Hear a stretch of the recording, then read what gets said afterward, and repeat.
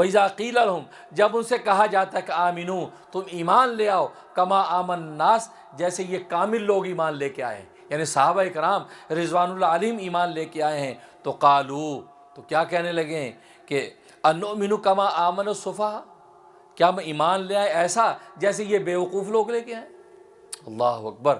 وہ صحابہ کرام رضوان اللہ علیہم اجمعین کہ جس کامل درجے کے ایمان نبی پر لے کے آئے ہیں، جس کو اللہ تبارک و تعالیٰ کسوٹی بنا رہے ہیں، یہ آگے سے کیا کہہ رہے ہیں؟ ہم ان بیوقوفوں جیسے ایمان لائیں، یہ نبی پہ آنکھیں بند کر کے ایمان لے، مال لٹا دیے، جان لٹا دی، عزتیں لٹا دی، اپنا گھر بار لٹا دیے، یہ کیسا ایمان ہے؟ نہیں بھائی، ہمیں تو دنیا کو بھی سنبھالنا ہے، پھر ایسا ایمان ہمیں نہیں چاہیے۔ ہمیں دنیا میں رہنا، دنیا کے ساز و سامان ہمیں سنبھالنے ہیں۔ تو گویا کہ صفحہ، صفی کہتے ہیں بیوقوف کو، گویا کہ احمق اور بیوقوف صحابہ کو کہا کہ یہ بیوقوف لوگ جیسے ایمان لائے، یہ کوئی ایمان ہے؟ مکہ کے اندر بڑی بڑی جائیدادیں چھوڑ دی، زمینیں چھوڑ دی، باغات چھوڑ دیے، بیوی بچے چھوڑ دیے، اور پیغمبر کے ساتھ مدینے آ گئے، حبشہ کے اندر جا کے غیر ملک کے اندر دھکے کھا رہے ہیں، یہ کیسا ایمان ہے؟ ان کو بیوقوف کہا۔ اللہ تبارک و تعالیٰ نے فوراً تردید کی، اللہ خبردار، کان کھول کے سن لو، انہم ہم الصفا، حقیقت میں بیوقوف یہ خود ہی ہیں، یہ اصل میں یہ صفا ہیں، یہ احمق اور بیوقوف ہیں، ان کو پتہ نہیں کہ صحابہ کرام نے جو سودا کیا ہے اس سودے کی قیمت کو یہ جانتے ہی نہیں ہیں۔ انہوں نے جو سودا کیا، اللہ اکبر، سبحان اللہ۔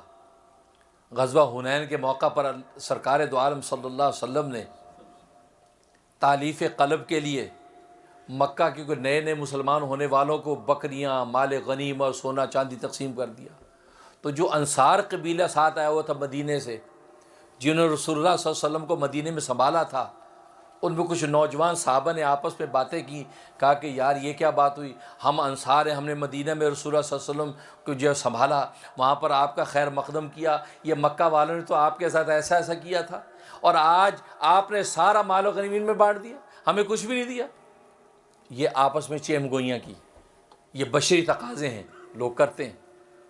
اب یہ بات رسول اللہ صلی اللہ علیہ وسلم تک پہنچ گئی، اور رسول اللہ صلی اللہ علیہ وسلم پہنچی، آپ نے فوراً کھڑے ہو کے خطبہ دیا، یا ایھا الناس، اے لوگو سنو، کیا بات کہی، سبحان اللہ، ایسی بات کہی کہ صحابہ اکرام دھاڑے مار کے رونے لگے۔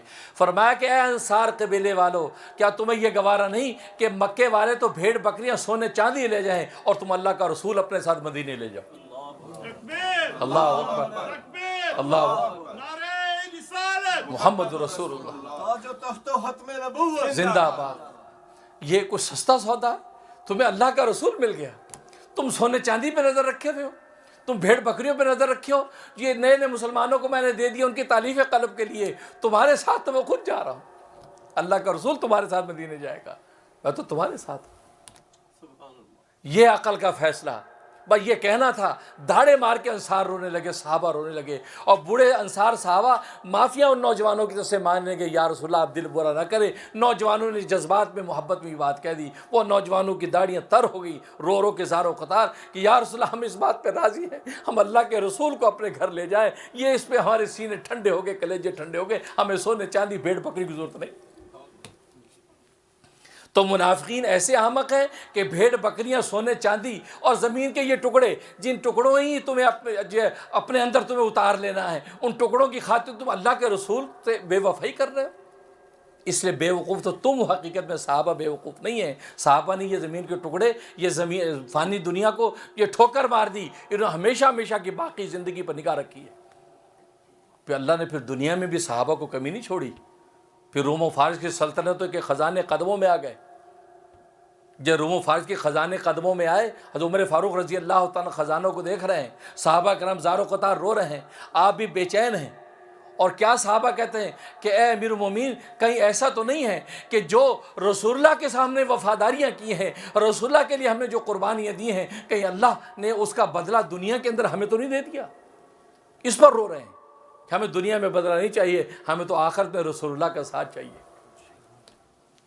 اس لیے کہ تم نبوت کی صحبت کو کیا جانو، اس لیے تم ان کو بیوقوف کہتے ہو۔ بیوقوف وہ نہیں ہیں، بیوقوف حقیقت میں تم ہو، وَلَٰكِن لَّا يَعْلَمُونَ، لیکن تمہیں اس بات کا علم نہیں ہے۔